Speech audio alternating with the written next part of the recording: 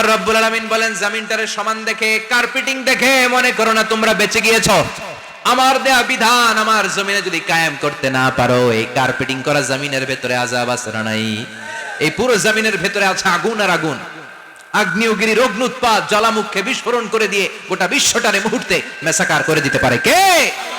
এজন্য আল্লাহ ডেকে বললেন, গোলাম আমিনতুম মান ফিস সামাই আন ইয়াখসিফা বিকুমুল আরদা ফাইযা হিয়া তামুর। তোমরা কি ভেবেছো নাকি বেঁচে যাবা?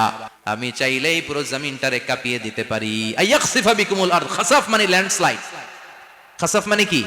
ল্যান্ডস্লাইড, ভূমিধস, ভূকম্পন, আর্থকোয়েক আছে না নাই? বাংলাদেশে তো ভূমিকম্প হয় না, না টের পাইছেন? মাঝে মাঝে মাঝরাতে হয় না, 3টার দিকে নিজেই দৌড় দিব না বাচ্চারা লইয়া দৌড় দিব, লুঙ্গি পইরা দৌড় দিব না লুঙ্গি ছাড়া দৌড়াম। কথা কম। ভূমিকম্প হলে কাঁপাকাঁপি শুরু হয়ে যায়, ঠিক কিনা? ভূমিকম্প হলে বাঁচার জন্য সব দেয় দৌড়। টেলিভিশনের কিছু লাইভ প্রোগ্রাম দেখলাম, উপস্থাপকও দৌড়, অতিথিও দৌড়। দেখেন নাই? লাইভ ব্রডকাস্টিং হচ্ছিল, কি সরাসরি সম্প্রচার। যখন দেখা যাচ্ছে চেয়ার কাঁপতেছে, উপস্থাপক দৌড়, আর মেহমানরা বসে আছে মাইক নিয়ে। কিছুক্ষণ পরে আরো কাঁপাকাঁপি বেড়ে গেল, মেহমানও দৌড়। কথা কন।